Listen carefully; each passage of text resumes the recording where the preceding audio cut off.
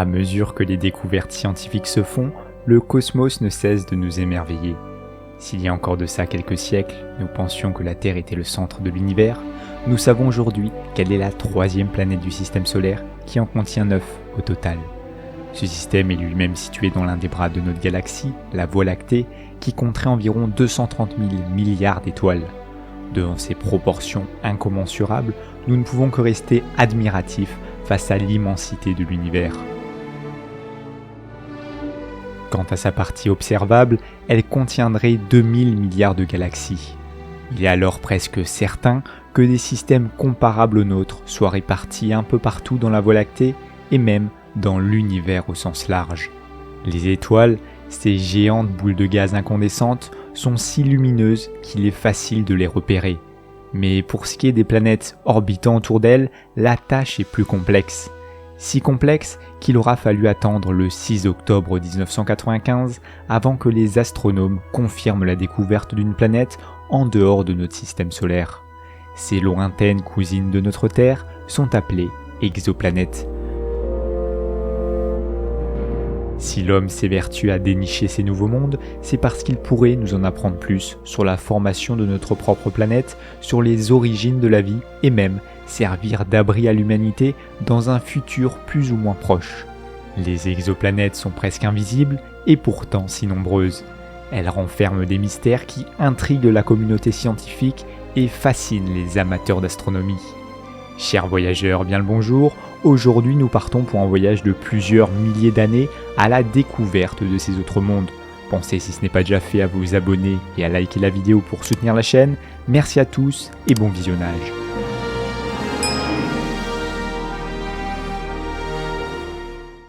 Le cosmos regorge d'objets spatiaux comme les sublimes comètes, les lumineuses étoiles, les astéroïdes destructeurs ou encore de trous noirs affamés. Parmi cette faune sidérale se trouvent de nombreux êtres qui peuplent les galaxies sans que personne n'y prête réellement attention, les exoplanètes. Cette appellation désigne toutes les planètes qui ne font pas partie de notre système solaire mais qui orbitent autour d'une autre étoile. On parle également de planètes extrasolaires.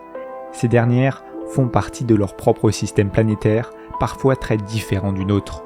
Généralement, lorsqu'une exoplanète est découverte autour d'une étoile voisine, il n'est pas rare de trouver l'une de ses sœurs cachée juste derrière.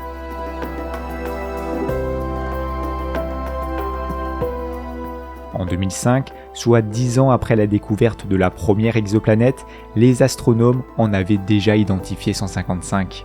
Le 1er juillet 2021, ce nombre était passé à 4777 dans 3534 systèmes planétaires différents.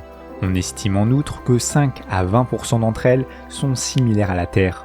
Quant aux autres, leurs formes sont aussi diverses que variées.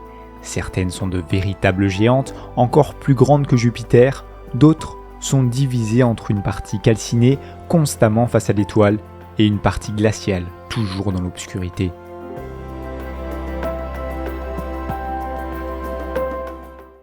Les planètes extrasolaires peuvent être telluriques comme la Terre et avoir une atmosphère impénétrable comme Vénus. Au contraire, leur atmosphère peut avoir été balayée par un événement cataclysmique comme sur Mars.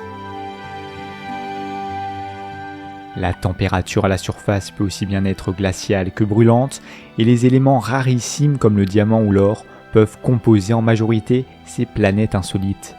Pourtant, celles qui intéressent le plus les scientifiques restent les exoplanètes similaires à la nôtre. Malheureusement, il y a beaucoup d'appelés et peu d'élus. Mais pourquoi si peu de planètes peuvent potentiellement subsister à notre monde ? Pour la simple et bonne raison que l'apparition de la vie sur Terre relève presque du miracle. Elle fut possible car un grand nombre d'éléments furent réunis pour permettre son développement. S'il est possible et même probable que la vie puisse prendre d'autres formes, il n'en reste pas moins vrai que seules les planètes similaires à la Terre peuvent accueillir l'espèce humaine. Ainsi, les chercheurs se concentrent principalement sur la découverte de planètes semblables à la nôtre. Pour cela, ils s'intéressent à ce que l'on appelle l'IST, pour indice de similarité avec la Terre. Cet indice mesure la ressemblance d'un objet céleste avec la Terre sur une échelle allant de 0 à 1. Plus la valeur se rapproche de 1, plus le corps considéré est semblable à la Terre. pour le calculer, les scientifiques vérifient 4 paramètres que sont le rayon, la masse volumique, la température à la surface et la vitesse de libération.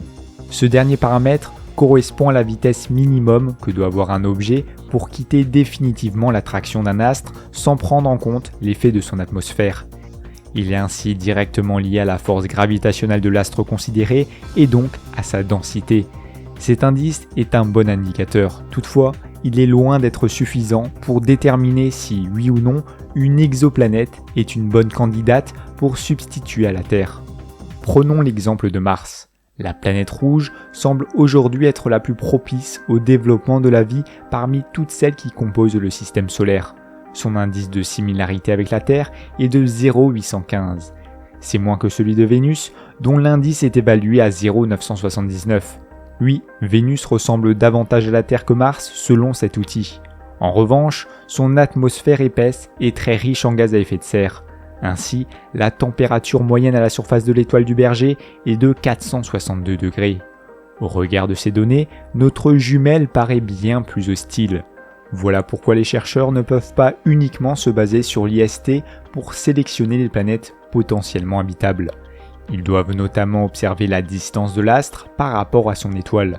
En fonction de sa taille et de son rayonnement, chaque étoile possède une zone habitable qui lui est propre. Le périmètre de cette zone prend la forme d'un anneau et chaque planète contenue dans cet anneau bénéficie d'un ensoleillement idéal pour permettre le développement d'une vie similaire à celle que nous connaissons. De nombreux autres paramètres doivent être attentivement analysés, comme la présence d'une atmosphère. Celle-ci doit être suffisamment dense pour protéger la surface des vents solaires. Sa composition ne doit pas être trop riche en gaz à effet de serre, ni dense au point d'occulter la lumière. La présence d'eau liquide, l'activité volcanique de l'exoplanète, la présence d'une lune et tant d'autres paramètres interviennent dans l'équation. Si de nombreuses exoplanètes sont découvertes jour après jour, trouver celle qui pourra se substituer à la Terre est finalement loin d'être aussi simple que l'on pourrait le penser. Pour les scientifiques, cela revient à chercher une aiguille dans une botte de foin. Sur les milliards d'exoplanètes qui parsèment le cosmos, viendra forcément le jour où une quasi identique à la Terre sera découverte. D'ailleurs, en dépit du nombre astronomique de planètes extrasolaires, ce n'est qu'en 1995 que la première fut officiellement détectée. Mais pourquoi a-t-il fallu attendre si longtemps avant de pouvoir observer ces astres ? La réponse réside justement dans leur observation.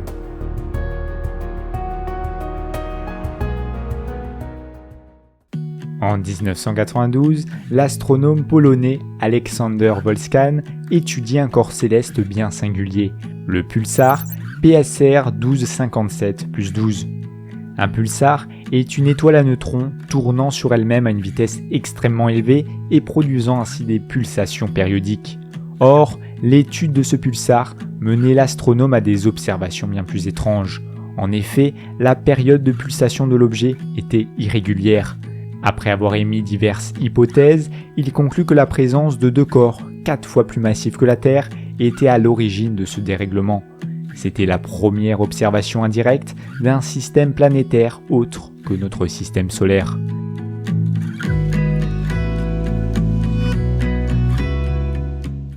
Mais la première observation directe d'une exoplanète est attribuée aux astronomes Michel Mayor et Didier Queloz en 1995. Située à une cinquantaine d'années-lumière, la nouvelle planète qu'ils découvrirent porte le nom de 51 Pégasi b. Tout comme la pénicilline en son temps, la découverte de cette planète par les 2 hommes fut le fruit d'un heureux hasard. Les 2 astronomes étaient à la recherche d'étoiles similaires à notre Soleil. En orientant l'immense télescope de l'Observatoire de Haute-Provence, ils découvrirent que la vitesse radiale de l'étoile était anormale. Après vérification et revérification, le doute n'était plus permis. Il y avait bel et bien un astre orbitant autour de l'étoile.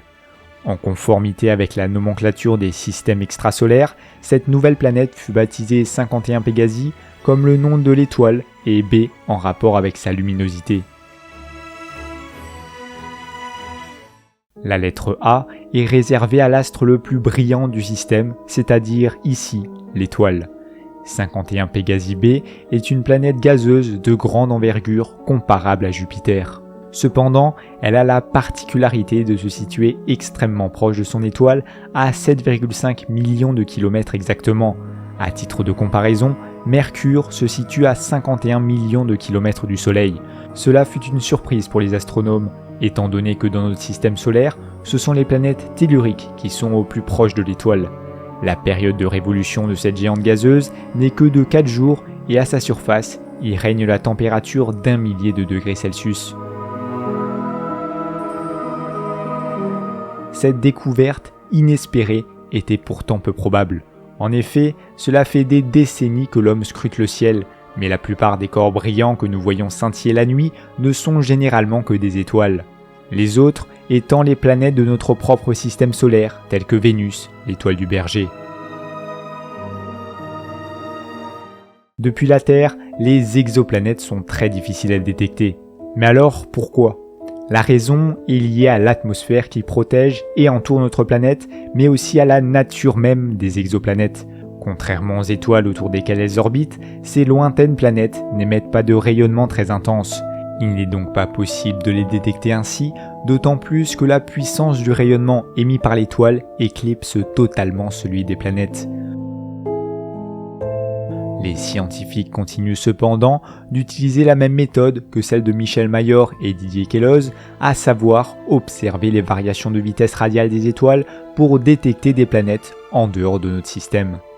Une variation significative de ce paramètre indique probablement qu'un corps massif est en orbite autour de l'étoile. Or, pour faire une telle observation, il faut que plusieurs conditions soient réunies. La planète doit être assez proche de l'étoile pour que la force gravitationnelle exercée soit significative.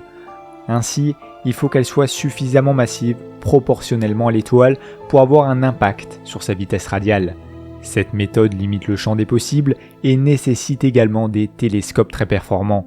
Les astronomes se sont ainsi tournés vers une autre méthode, la méthode du transit. Elle consiste à détecter une baisse de luminosité lors du passage d'une planète devant son étoile. C'est avec cette méthode que le plus d'exoplanètes furent détectées. Plus la luminosité baisse au passage de la planète, plus celle-ci est massive. Tout comme la mesure de la vitesse radiale, la méthode du transit nous donne des indications sur l'envergure de l'astre détecté. Mais elle va au-delà et nous renseigne également sur sa composition atmosphérique. En effet, lorsque les rayons de l'étoile passent à travers l'atmosphère de la planète, ils sont comme filtrés. En comparant les rayons bruts à ceux filtrés, les scientifiques sont en mesure d'établir le profil de la composition atmosphérique. Si elle est constituée d'éléments chimiques comme du méthane, du dioxygène, du dioxyde de carbone ou même de l'eau, cela augmente les chances que cette planète puisse abriter la vie. Bien que cette méthode soit assez fructueuse, elle présente tout de même quelques inconvénients. Pour qu'une planète puisse être détectée, son plan orbital doit être dans l'axe d'une autre. En outre, la méthode du transit ne peut être appliquée depuis la surface terrestre. Le passage d'une planète devant son étoile entraîne une baisse de luminosité vraiment minime. En raison de l'épaisse atmosphère qui entoure notre planète, nous sommes incapables de dire si la baisse de luminosité est bien la conséquence d'une planète en orbite. La détection par méthode de transit se fait donc à l'aide de satellites spécialement conçus pour scruter le cosmos à la recherche de nouveaux mondes. Le premier d'entre eux fut le satellite Kepler, envoyé par la NASA en 2009. Sa mission était simple, recenser le maximum d'exoplanètes au sein de notre Voie lactée. Pour cela, le télescope avait été soigneusement équipé par les ingénieurs de l'Agence spatiale américaine. À son époque de lancement, il disposait du plus grand miroir de tous les télescopes en orbite autour de la Terre confondue. Son équipement comprenait également 42 capteurs CDD pour une résolution totale de 96 mégapixels, de quoi couvrir environ 25% de la surface du ciel. Pendant son activité, le télescope Kepler découvrit 2662 nouvelles planètes en utilisant la méthode du transit. Malheureusement, l'activité du télescope cessa en 2018 en raison de dysfonctionnements majeurs. Cependant, la mission Kepler permit de mettre en évidence certaines caractéristiques propres aux exoplanètes. Il semble que la plupart d'entre elles aient une taille comprise entre celle de notre Terre et celle de Neptune. On parle alors de super-Terre. Les observations de Kepler permirent également d'affirmer que la plupart des étoiles ont au moins une planète en orbite autour d'elles. La même année où ce télescope fut mis hors service, la NASA lança un nouvel engin dans l'espace, lui aussi dédié à la découverte des planètes extrasolaires. Son nom, le télescope spatial TESS, soit le satellite de détection des exoplanètes en transit. Les recherches de ces derniers étaient essentiellement basées sur la découverte de planètes présentant des similitudes avec la nôtre, à savoir des planètes telluriques de petite taille situées dans la zone habitable de leur système. Quant aux étoiles observées, TESS s'est concentré sur celle équivalente en termes de taille et de brillance à notre Soleil situé au plus proche de nous. Le but de la mission était avant tout de découvrir les mondes potentiellement habitables et les plus facilement accessibles. Bien qu'à l'heure actuelle, rejoindre ces mondes paraisse utopique, il n'est pas impossible que les découvertes du télescope conduisent à des missions d'exploration spatiale, voire de colonisation dans les siècles à venir. Le 23 mars 2021, la NASA annonçait que le télescope avait déjà découvert plus de 2200 exoplanètes en scrutant près de 70% de la sphère céleste. Plus récemment encore, le télescope spatial James Webb fut mis en orbite. Son lancement eut lieu le 25 décembre 2021. À l'heure actuelle, il est le plus grand et le plus coûteux de tous les télescopes mis en orbite. Contrairement à ses prédécesseurs, il n'est pas uniquement dédié à la recherche d'exoplanètes, mais a pour but de poursuivre les travaux du télescope spatial Hubble, c'est-à-dire l'observation de l'univers au sens large. Pour la NASA et les différentes agences spatiales du monde entier, ces missions d'observation sont cruciales pour la compréhension de notre univers. Les télescopes en orbite, toujours plus puissants, ne sont pas gênés par l'épaisse atmosphère de notre planète et peuvent donc effectuer des observations toujours plus fines. En son temps, Hubble a notamment permis de mettre en évidence l'existence des trous noirs supermassifs au centre des galaxies, mais aussi des mystérieuses matières noires et énergies noires.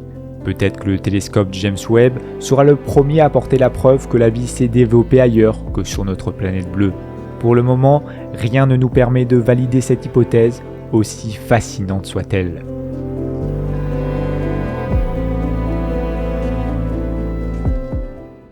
En revanche, les différentes observations des télescopes ont mis en lumière des exoplanètes bien singulières et parfois prometteuses pour l'avenir du genre humain. Celle que nous allons découvrir en premier lieu se situe dans le système de Kepler 90. Situé à une distance de plus de 2800 années-lumière, se trouve le système extrasolaire Kepler 90. Récemment, ce dernier a suscité l'intérêt des astronomes en raison de la découverte d'une nouvelle exoplanète, Kepler 90i. Avec celle-ci, Kepler 90 est officiellement le premier système planétaire, autre que le nôtre, à posséder 8 planètes gravitant autour d'une seule étoile. Le nom de ce système provient du télescope Kepler à l'origine de la découverte. Il fut le 90e objet stellaire à être découvert au cours de la mission. Les 3 planètes les plus proches de l'étoile, Kepler 90b, C et I, sont des planètes telluriques de taille comparable à celle de la Terre. Les 3 suivantes, Kepler 90d, E et F, sont des planètes gazeuses un peu plus petites que Neptune, et les 2 dernières, Kepler G et H, sont des géantes gazeuses au même titre que Jupiter et Saturne. C'est une caractéristique étonnante, car dans notre système solaire, ce sont les plus grosses planètes gazeuses qui sont proches de l'étoile, ce qui contraste avec la répartition observée dans le système Kepler 90. Aussi, les planètes orbitant dans ce système sont beaucoup plus proches les unes des autres, comparativement à celles de notre système solaire. Kepler 90h, qui est la plus éloignée du système, est à peu près aussi loin de son étoile que la Terre du Soleil. Cela a suscité un grand intérêt auprès de la communauté scientifique qui se demande encore comment un système si complexe peut contenir des corps massifs à une distance si proche tout en restant stable. Si ce système extrasolaire est désigné sous le nom de Kepler 90, c'est aussi l'appellation de l'étoile située dans son centre. Kepler 90 est une naine jaune dont la masse et le rayon sont respectivement de 1,2 fois ceux du Soleil. Sa température en surface est de 5800 degrés, soit environ 250 degrés de moins que la température qui règne à la surface de notre étoile. Bien qu'elle soit comparable au Soleil en termes de taille et de température, l'âge de Kepler est estimé à 2 milliards d'années. Elle est donc 2 fois plus jeune que notre Soleil. Par une nuit étoilée, on pourrait être tenté d'observer cette jeune étoile. Malheureusement, celle-ci est trop sombre pour pouvoir être vue à l'œil nu depuis la Terre. Pourtant, elle est 1,7 fois plus lumineuse que le Soleil. Cette chaleur et ce rayonnement rend les astres Kepler 90b et c, ceux situés au plus proche de l'étoile, bien trop chauds pour être habitables. Leur température est proche de celle de Mercure ou de Vénus. Kepler 90i, la dernière planète découverte dans ce système, est la troisième en termes de distance à l'étoile. Celle-ci fut découverte comme ses sœurs par la méthode du transit. Or, elle donna un peu plus de fil à retordre aux analystes. Une période d'observation plus longue et un traitement des données à base d'algorithmes complexes furent nécessaires à sa détection. Son existence fut officiellement prouvée en 2017, faisant du système Kepler 90 le seul autre système planétaire à 8 planètes, hormis le système solaire. Cependant, il n'est pas impossible que d'autres planètes composent ce système et les chercheurs gardent un œil braqué sur Kepler 90. Peut-être ne nous a-t-il pas encore livré tous ces mystères. Si vous vous demandez à quoi peut bien ressembler cette planète, imaginez-vous que la surface de la Terre soit à près de 500 degrés et vous aurez une représentation plutôt fidèle. En effet, cette planète est similaire à la Terre en termes de masse, de diamètre et de composition chimique. Seulement, sa proximité avec son étoile rend le développement de toute vie impossible. D'ailleurs, aucune des planètes découvertes dans le système Kepler 90 à l'heure actuelle ne semble pouvoir abriter la vie. Mais il existe un autre système tout aussi intéressant que Kepler 90 qui semble plus prometteur sur ce point. Ce dernier, nommé TRAPPIST 1, posséderait au moins 3 planètes en orbite dans la zone habitable de l'étoile.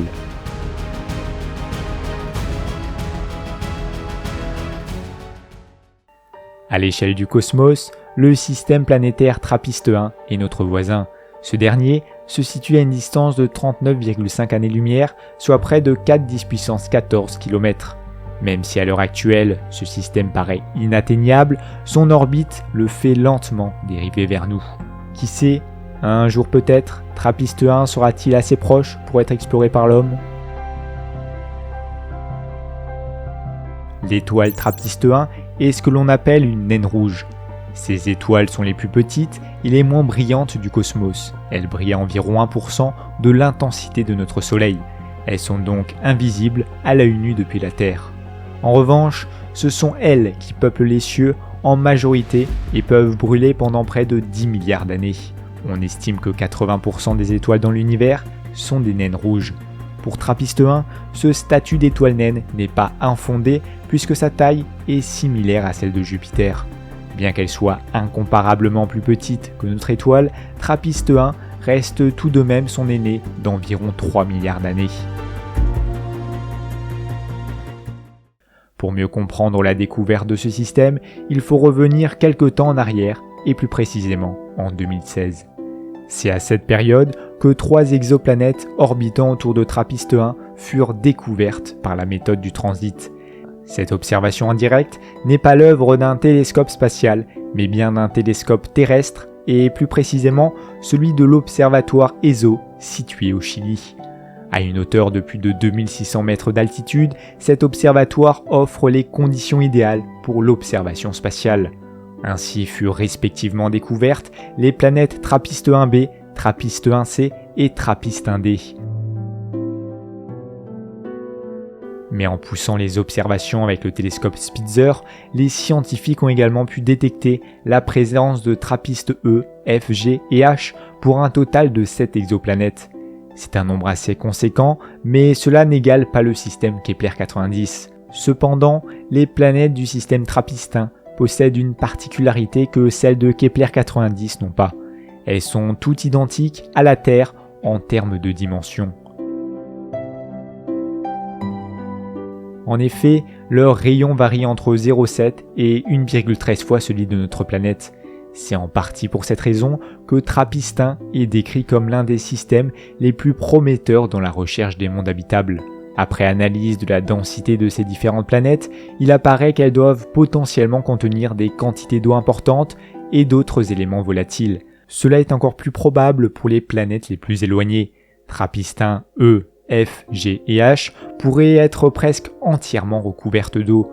Ces planètes seraient ainsi comparables à un océan géant comme la planète Miller présentée dans le film Interstellar de Christopher Nolan.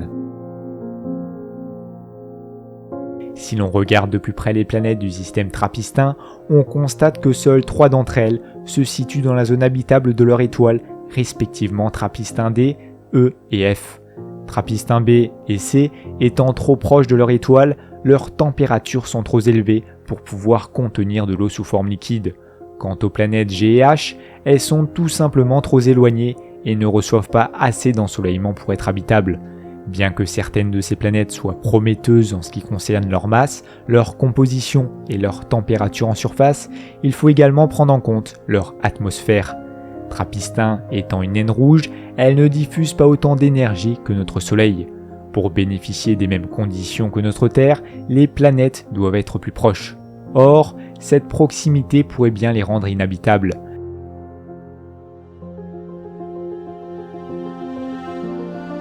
Les étoiles ont parfois des périodes de forte activité. Si cela survient, les vents solaires et les bombardements ultraviolets seraient si intenses qu'ils pourraient tout simplement balayer l'atmosphère des planètes potentiellement habitables. Toutefois, certaines recherches semblent montrer que les planètes G et H pourraient avoir une atmosphère assez résistante pour supporter ces périodes de forte activité.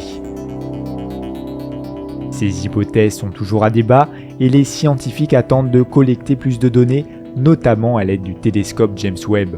Mais une chose est certaine, ils garderont un œil rivé sur ce système voisin de notre Voie lactée.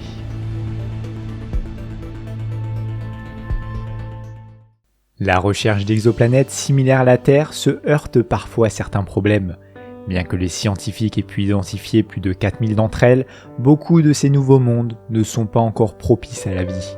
Cela en raison de tous les facteurs précédemment énumérés, mais aussi à cause des méthodes de détection.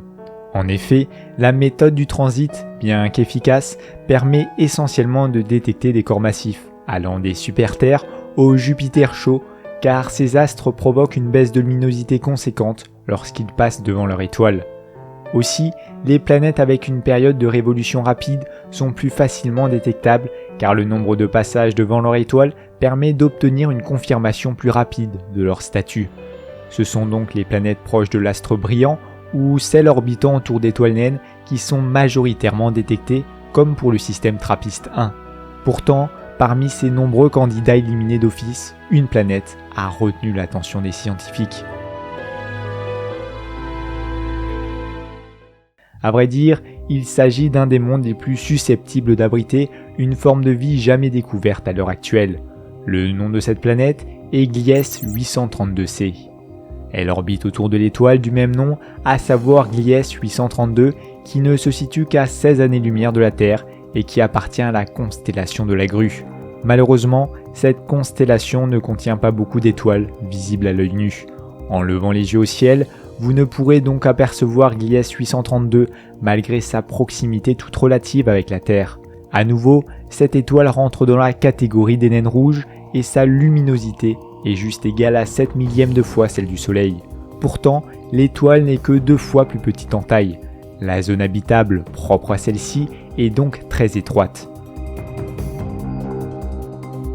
Les planètes orbitant autour de Gliese 832 subissent la force gravitationnelle de l'étoile, mais aussi de leur rotation propre, et lui présentent donc toujours la même face. C'est exactement le même phénomène qui se produit entre la Lune et la Terre, ou encore entre Mercure et le Soleil. Les exoplanètes de ce système sont au nombre de 2, Gliese 832c et Gliese 832b. Pour la recherche de mondes potentiellement habitables, Gliese 832c est la meilleure des 2 candidates. Or, c'est Gliese 832b qui fut découvert en premier, en 2008 plus exactement. Du fait qu'il s'agit d'une exoplanète entrant dans la catégorie des super Jupiter, son observation étant plus simple que celle de Gliese 832c. Il faudra attendre 2015 avant que cette dernière ne soit découverte. L'événement fut une surprise générale, aussi bien pour la presse que pour les astronomes, puisque les analyses ont révélé un indice de similarité exceptionnellement proche de celui de la Terre, 0,80 pour être plus précis. Dans un mouvement d'enthousiasme général, Gliese 832c commença à être surnommée la seconde Terre.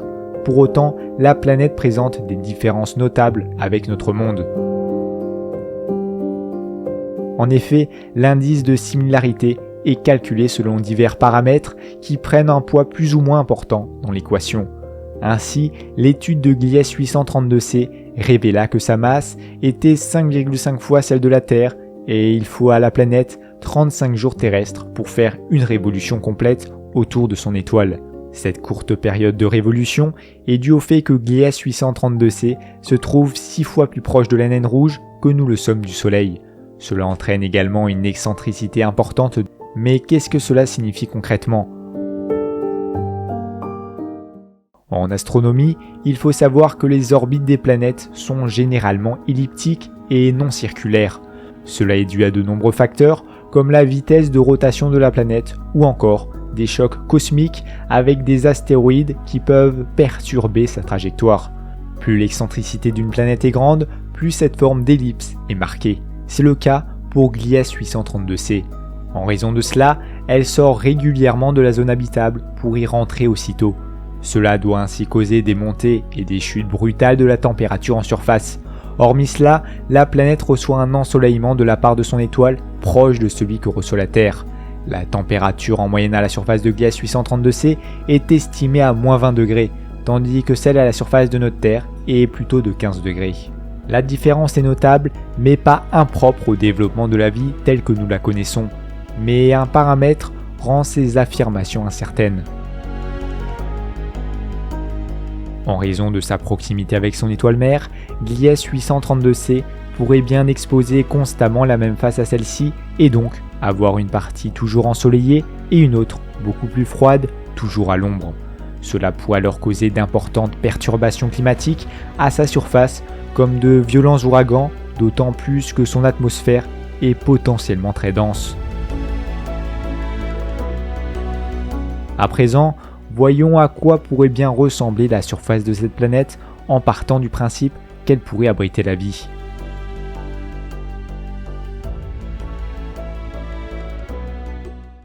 Sachant que sa masse est potentiellement plus de 5 fois celle de la Terre, sa gravité serait donc drastiquement plus élevée, mais une incertitude plane autour de ces données, si bien qu'il est impossible de savoir si la force gravitationnelle à la surface de Gliese 832c serait trop forte pour que nous puissions la supporter.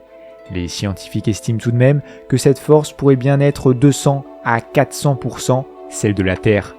Gliese 832c étant une planète tellurique, cela implique que ses reliefs ne seraient pas si importants du fait de la pesanteur écrasante. L'écorce de cette planète serait relativement plate avec des montagnes tassées et des océans peu profonds. Ainsi, cela favoriserait l'étendue des secteurs d'eau liquide, ce qui est un point crucial pour le développement de la vie, du moins telle que nous la connaissons. Compte tenu de la luminosité plutôt faible de son étoile et surtout de son atmosphère dense, le ciel sur Gliese 832c doit principalement avoir des allures de crépuscule. Celui-ci doit être d'une teinte plutôt rougeâtre et les journées assez sombres. Avec son orbite allongée et sa courte période de révolution, les saisons sur cette planète doivent être assez marquées et surtout changer de semaine en semaine. En tenant compte de cette alternance fréquente entre des températures glaciales et des jours de canicule, il est raisonnable de se dire que si Gliese 832c abrite la vie, les espèces qui peuplent cette planète doivent avoir des mécanismes de régulation thermique bien plus performants que les nôtres. On peut également penser qu'en fonction des périodes, ces organismes sont capables de migrer rapidement vers les zones plus froides ou plus chaudes de la planète. Compte tenu de la forte gravité qui règne à la surface de Gliese 832c, ses potentiels habitants pourraient bien avoir une silhouette petite et trapus avec une ossature épaisse et une musculature fortement développée. S'ils pouvaient migrer sur notre planète, ces êtres auraient alors la capacité de supporter des variations de température bien plus importantes. Sans doute n'auraient-ils pas besoin de consommer autant de ressources pour se chauffer que nous le faisons. Aussi, leur force serait prodigieusement supérieure à la nôtre et ils seraient capables de porter des charges si lourdes sur leurs épaules qu'elles seraient écrasantes pour nous.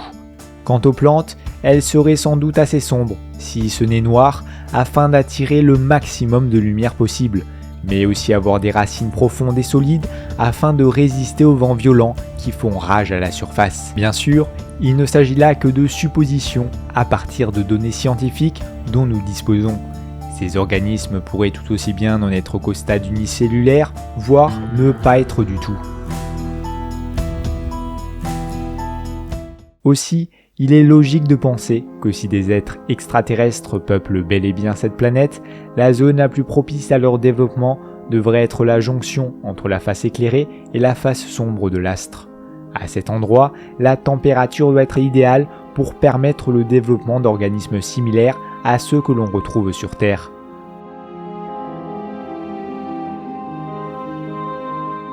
On peut également penser que les reliefs montagneux de l'astre peuvent servir de protection et d'abri contre les vents tumultueux qui sévissent au niveau de cette zone de séparation. Peut-être que des êtres troglodytes habitent les montagnes de Gliese 832c, profitant des temps calmes pour pêcher au niveau des océans qui recouvrent la surface, comme le faisaient nos ancêtres au temps jadis. Car oui, s'il y a de l'eau liquide sur Gliese 832c, elle se situe probablement au niveau de la frontière entre la face exposée et la face cachée de la planète. Les nuages qui se forment au niveau de la zone chaude sont poussés par le vent jusqu'à la frontière, tombant ainsi sous forme de précipitations, tandis que la glace, qui recouvre la partie froide de la planète, fond progressivement pour alimenter les cours d'eau. Quant au changement très rapide des saisons, ce phénomène pourrait bien reproduire les effets de marée provoqués par la Lune sur notre planète. Tout cela conforte les scientifiques dans l'idée que Gliese 832c peut potentiellement abriter la vie. Malheureusement, à l'heure actuelle, il est impossible de le savoir. De manière assez réaliste, cette planète reste bien moins propice que la Terre pour le développement des formes de vie. Cependant, les découvertes faites sur notre propre planète nous prouvent que la vie est très adaptative et surtout bien plus diverse que l'on ne peut l'imaginer. Depuis les bactéries insensibles à toutes sortes de radiations, aux créatures des abysses résistantes au froid, à la pression phénoménale et à l'absence de lumière, nous ne pouvons qu'espérer que notre univers soit aussi riche en diversité et que la Terre ne soit pas la seule planète à avoir vu naître la vie. Notre formidable voyage nous a transportés au fin fond du cosmos. Pour notre prochaine destination, nous allons nous rapprocher près de notre système solaire. En fait, nous allons observer l'exoplanète la plus proche de la Terre jamais découverte. Dans l'hémisphère sud, à gauche de la constellation de la Croix du Sud et un peu en dessous de la fameuse constellation du Centaure, se trouve la mystérieuse Proxima du Centaure B. Sa configuration est semblable à celle de Gliese 832c, ce qui signifie qu'elle orbite autour d'une naine rouge, Proxima du Centaure, en lui présentant toujours la même face. Ce qu'il y a d'intéressant avec Proxima du Centaure B, c'est que cette planète n'a pas été découverte par la traditionnelle méthode du transit, mais par celle de l'analyse de la vélocité radiale. En gravitant autour de son étoile, Proxima du Centaure B va provoquer une légère attraction de cette dernière, la faisant progressivement se rapprocher ou s'éloigner de notre point d'observation. Par effet Doppler, il est alors possible de constater des variations de longueur d'onde dans les radiations émises par Proxima du Centaure. Ces variations ont donc été la preuve indirecte qu'un corps massif devait orbiter autour de l'étoile. Ce corps, ce n'est autre que Proxima du Centaure B, un astre 1,27 fois plus lourd que la Terre. Sa période de révolution n'est que de 11 jours, mais ce qu'il y a de plus étonnant avec cette exoplanète, c'est sa proximité avec la nôtre. En effet, Proxima du Centaure B ne se situe qu'à 4,22 années-lumière de nous.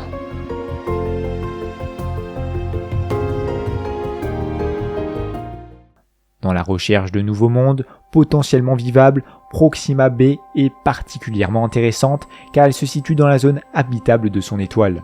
D'après les analyses de son atmosphère, il apparaît que Proxima b pourrait bien être une planète entièrement recouverte d'eau sans même un continent opposer le pied. Cela lui donne un nouveau point commun avec les exoplanètes du système Gliese 832. Mais contrairement à Gliese 832c, la gravité sur Proxima b ne serait pas aussi importante. Cela signifie que les reliefs de cette planète seraient plus marqués, un peu comme sur Terre, avec potentiellement des océans de 200 km de profondeur. Rendez-vous compte, la fosse des Mariannes, qui est la plus profonde des fosses océaniques de notre planète, ne fait que 11 km de profondeur.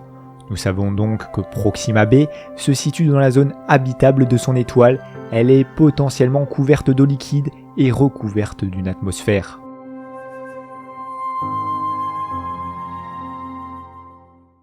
Aussi, du fait de sa rotation, le transfert de chaleur pourrait rendre la température viable sur toute la surface de la planète, y compris sa face cachée. En ajoutant à cela que son indice de similarité avec la Terre est de 0,87, la planète devient l'une des meilleures candidates pour la recherche d'un nouvel abri pour l'espèce humaine. Malheureusement, il y a certains éléments qui ne permettent pas d'affirmer cela avec autant de certitude. En 2017, les astronomes ont observé un événement cataclysmique survenu à proximité de la planète. Une gigantesque éruption solaire a été émise par Proxima du Centaure. Cette éruption était 10 fois plus lumineuse que la plus puissante des éruptions solaires jamais observées sur notre Soleil. Cette gigantesque explosion a multiplié par 1000 la brillance de Proxima du Centaure en à peine 10 secondes. Pendant cette éruption solaire, Proxima b a potentiellement reçu une dose de radiation si élevée que cela aurait pu anéantir toute éventuelle trace de vie.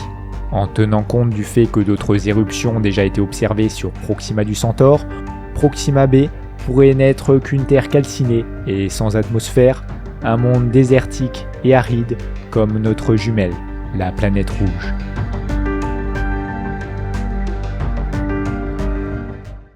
Parmi les nombreux mondes découverts par les astronomes, certains pourraient bel et bien abriter la vie. C'est le cas de Gliese 832c, de Proxima b ou encore de TRAPPIST-1d. Mais au cours de leurs recherches, les scientifiques ont également fait la découverte de planètes et de systèmes aussi étranges que fascinants. Le premier que nous allons observer se situe dans la constellation du Gémeaux. Au sein de notre système solaire, seul le Soleil trône et rayonne fièrement en nous diffusant sa lumière et sa chaleur. Mais dans un système solaire multiple, plusieurs étoiles se partagent la vedette. Ces systèmes sont assez rares et consistent en 2 ou 3 étoiles prisonnières les unes des autres sous l'effet de leur force de gravité. Mais si vous regardez du côté du système Castor, ce que vous allez y découvrir est plus que surprenant. Dans ce système multiple, chacune des 3 étoiles centrales est en fait une étoile binaire. Ce système contient donc 6 étoiles. Comparativement à cela, la planète Tatooine aux 2 soleils que nous présente le film Star Wars n'a rien d'extraordinaire. Castor est le second objet le plus lumineux de la constellation des Gémeaux, bien que le système soit plutôt éloigné, puisqu'il se situe à une distance de près de 51 années-lumière, il s'agit d'un nouveau-né dans l'histoire de l'univers. Son âge est estimé à environ 200 millions d'années. Dans ce système si particulier, l'étoile centrale n'est d'autre que Castor AA. Cette étoile peut aisément être qualifiée de géante puisqu'elle est 2 fois plus lourde mais également 2 fois plus grande que notre Soleil. Bien qu'il existe des étoiles incroyablement plus grandes dans notre univers, comme Antares ou Betelgeuse, il faut garder à l'esprit que 85% des étoiles du cosmos sont plus petites que notre Soleil. Les 6 étoiles sœurs du système Castor orbitent autour d'un même centre de gravité, appelé barycentre. Ensemble, elles sont 52,4 fois plus brillantes que le Soleil. Encore aujourd'hui, ce système continue d'intriguer les scientifiques tant le nombre d'étoiles qu'il contient est inhabituel. Les origines de sa formation sont encore débattues. Cependant, malgré leurs nombreuses observations, ces derniers n'ont pas pu mettre en évidence la présence d'une quelconque planète orbitant au sein de cet étrange système multiple. Découverte en 2016, Kelt 9b est tout simplement l'exoplanète la plus chaude jamais enregistrée. Cette planète se situe vers le centre de la constellation de la Croix du Sud. Son étoile de référence, Kelt 9, est située à la distance incommensurable de 620 années-lumière de la Terre. Cette jeune étoile est actuellement 2 fois plus lumineuse et 2 fois plus chaude que le Soleil. Alors même que la température de cette étoile est de 9800 degrés, celle de Kelt 9b est de 4300 degrés Celsius. C'est plus que la plupart des étoiles connues dans notre univers. Sur cette planète, les lois de la physique que nous connaissons sont repoussées à l'extrême. Son analyse spectrale a révélé la présence de fer et de titane au sein de son atmosphère. En effet, la température sur Kelt 9b est si élevée que même le métal s'évapore et se condense en nuages au niveau de sa face cachée. Cela signifie qu'il peut littéralement pleuvoir du méthane. Devant le bombardement de radiation que reçoit Kelt 9b, les scientifiques s'attendaient à retrouver une planète plus petite que la Terre, progressivement limée par la puissance des déflagrations. Or, leur découverte fut tout autre, puisque Kelt 9b est en fait presque 2 fois plus grosse et 3 fois plus lourde que Jupiter.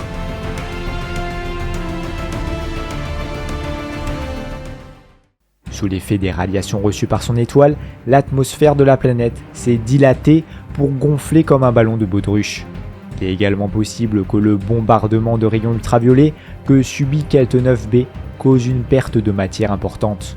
À l'instar des comètes, elle laisserait alors derrière elle une traînée de gaz incandescent. Un autre fait remarquable propre à Kelt 9b est qu'elle possède une orbite polaire et non équatoriale comme la plupart des exoplanètes que nous connaissons.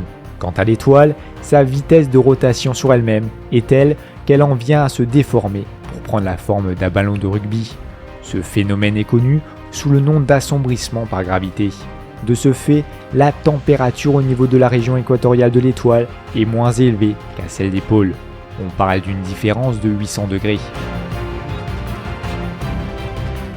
Sachant que Kelt 9b orbite en seulement 36 heures, c'est presque comme si cette planète changeait de saison toutes les 9 heures. À l'heure actuelle, personne n'est en mesure d'expliquer pourquoi cette exoplanète possède une orbite si particulière. Alors que des planètes comme la nôtre sont constamment baignées dans la lumière de leur étoile, d'autres comme 13b sont plongées dans une nuit éternelle. Située à la distance astronomique de 700 années-lumière de la Terre, cette géante est 1,5 fois plus lourde que Jupiter. Elle a intrigué les scientifiques lors de sa découverte, car après avoir été détectée par la méthode du transit, elle a soudainement disparu des radars, une fois poussée devant son étoile. En réalité, la planète n'avait pas disparu, ni même été occultée par quelque chose d'autre. Ce n'était pas non plus le matériel de détection utilisé qui faisait défaut. En réalité, 13b est l'une des planètes les plus sombres jamais découvertes. Elle ne reflète que 1% de la lumière de son étoile. À titre de comparaison, même le plus noir des charbons que vous puissiez trouver reflète environ 3% de la lumière qu'il atteint. Comme si cette effrayante obscurité ne suffisait pas, les recherches estiment que la température à sa surface est de 1600 degrés. Dans l'espace, cette planète est comme une vision apocalyptique de ce qui aurait pu arriver à Jupiter, la géante gazeuse si lumineuse de notre système solaire. Pour le moment, aucune affirmation ne peut être avancée avec certitude pour expliquer la nature de ce corps.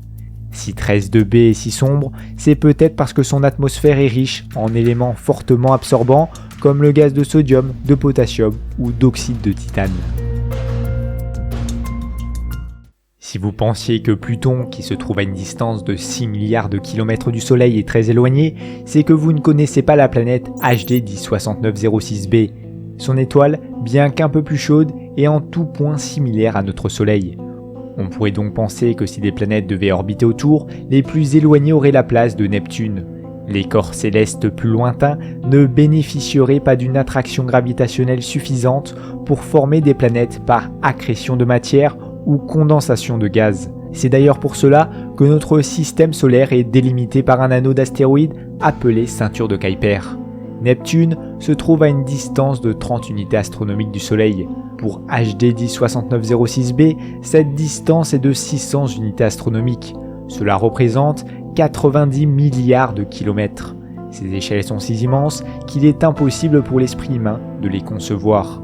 Les scientifiques, consternés par cette découverte, ne peuvent expliquer avec certitude comment une planète si éloignée a pu se former.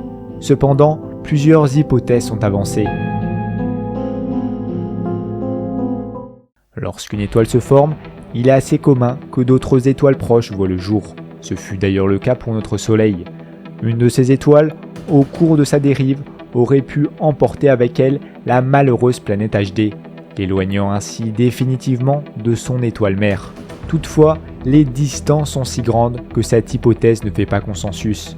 Une autre théorie veut qu'une planète se soit formée près de l'étoile et que celle-ci ait été propulsée en dehors de son système en emportant avec elle la planète désormais éloignée. Mais pour que cette théorie soit plausible, la planète éjectée doit avoir une masse substantiellement plus importante que celle de HD. Malheureusement, cet astre à la dérive n'a jamais été retrouvé. Bien qu'elle soit très éloignée de son étoile mère, la planète qualifiée de loup solitaire n'est pas sombre pour autant. Celle-ci est géante, environ 10 fois plus grosse que Jupiter. De ce fait, les gaz qui la composent sont si compressés qu'ils deviennent chauds et même brûlants pour être exact. La température à sa surface est environ de 1500 degrés, si bien qu'elle a pu être détectée par des télescopes à vision infrarouge. En plus de son éloignement, les scientifiques ne sont pas en mesure d'expliquer l'étrange orbite de cette planète. À l'instar de Pluton, qui n'orbite pas sur le plan de l'écliptique, l'orbite de HD est très allongée et surtout complètement inclinée. Peut-être qu'un jour, les recherches pourront expliquer ce qui a donné des caractéristiques si particulières à cette planète solitaire. Corotte T est le nom d'un petit satellite lancé par une équipe française. À la mise en orbite de ce satellite, les scientifiques furent assez dubitatifs sur son utilité. En effet, l'objet fait la taille d'un drone et ne mesure pas plus de 30 cm de diamètre. Mais contre toute attente, le satellite détecta en 2009 une exoplanète très semblable à la Terre et particulièrement proche de son étoile. Si proche qu'il ne faut que 20 heures à cette cousine éloignée pour en faire le tour complet. Au moment de sa découverte, il s'agissait de la plus petite exoplanète jamais détectée. C'est d'ailleurs cette proximité qui a fait qu'elle a pu être découverte par la méthode du transit. Rendez-vous compte, cette planète est 23 fois plus proche de son étoile que Mercure du Soleil. Sa distance par rapport à Corotte 7 n'est que de 2,5 millions de kilomètres, soit un peu plus de 6 fois la distance Terre-Lune.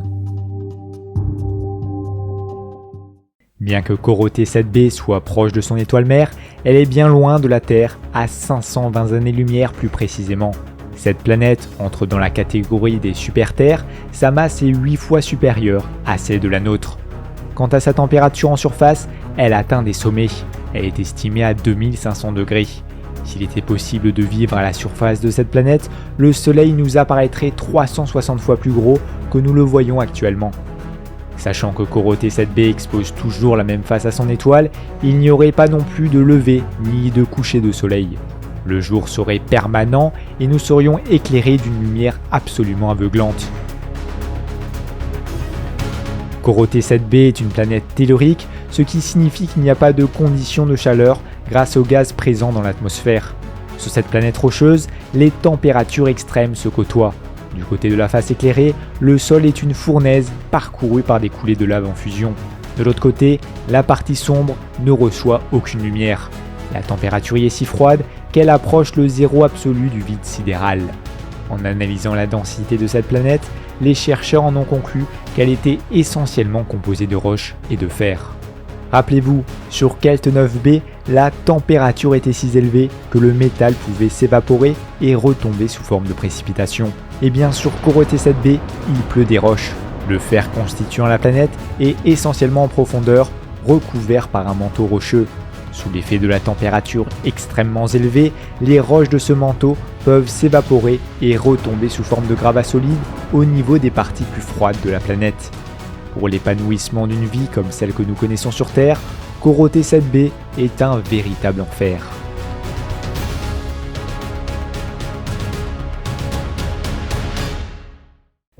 Notre voyage nous a fait partir à la rencontre de certaines des exoplanètes les plus remarquables du cosmos.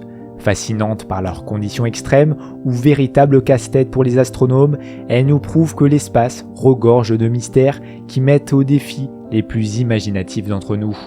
En parlant de mystères, il y a sur les quelques 4700 exoplanètes connues, certaines qui repoussent encore plus loin les limites de l'étrange. C'est notamment le cas de WASP-12b, surnommée la planète œuf. Cette dernière fait partie de la catégorie des Jupiters chauds. Elle se trouve si proche de son étoile que cette géante gazeuse est en train de se faire dévorer petit à petit. Du fait des forces gravitationnelles colossales qui sont mises en jeu, WASP-12b se fait progressivement aspirer une partie de sa matière par l'étoile, lui donnant alors l'allure bien particulière d'un œuf. Dans quelques milliers d'années, la planète aura été totalement digérée par son étoile. Si WASP-12b ne résistera pas à l'érosion du temps, 55 Cancri-E, elle, semble indestructible. À première vue, cette planète tellurique ressemble à la nôtre. Mais en analysant sa composition chimique avec plus de précision, les chercheurs ont fait une découverte surprenante. 55 Cancri-E est recouverte de carbone. Celle-ci se trouve à l'état de graphite, mais aussi et surtout à l'état de diamant. Cette précieuse composition s'explique par celle de l'étoile mère qui contient plus de carbone que d'oxygène, contrairement à notre Soleil. Si nous vivions sur 55 Cancri-E, un diamant n'aurait pas plus de valeur qu'un vulgaire silex. On pourrait également imaginer visiter d'autres planètes comme HD 2094-58b. Sur celle-ci, l'éolien serait le moyen privilégié pour produire de l'énergie tant les vents sont puissants. Sur Terre, les vents les plus violents dépassent à peine les 400 km/h. Sur Jupiter, ces vents peuvent atteindre les 1000 km/h de plus. Et sur HD 2094-58b, la vitesse des rafales est comprise entre 5000 et 10 000 km/h. Comme si cela ne suffisait pas, sa température en surface approche les 1000 degrés. Heureusement, le cosmos compte d'autres astres qui nous font davantage rêver que cauchemarder. C'est le cas de J1407b, une exoplanète située à 434 années-lumière de notre Terre.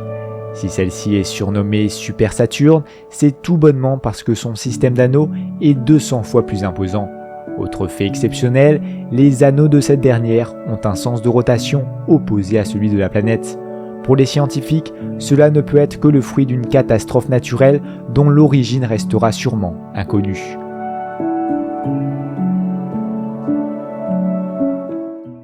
Oui, l'univers est rempli de paradoxes, des événements qui, à notre échelle, bouleversent les lois de la physique. Sur Gliese 436b, surnommé Behemoth, la neige prend tout simplement feu. Du fait de cette combustion, la planète libère une immense quantité de gaz dans le cosmos.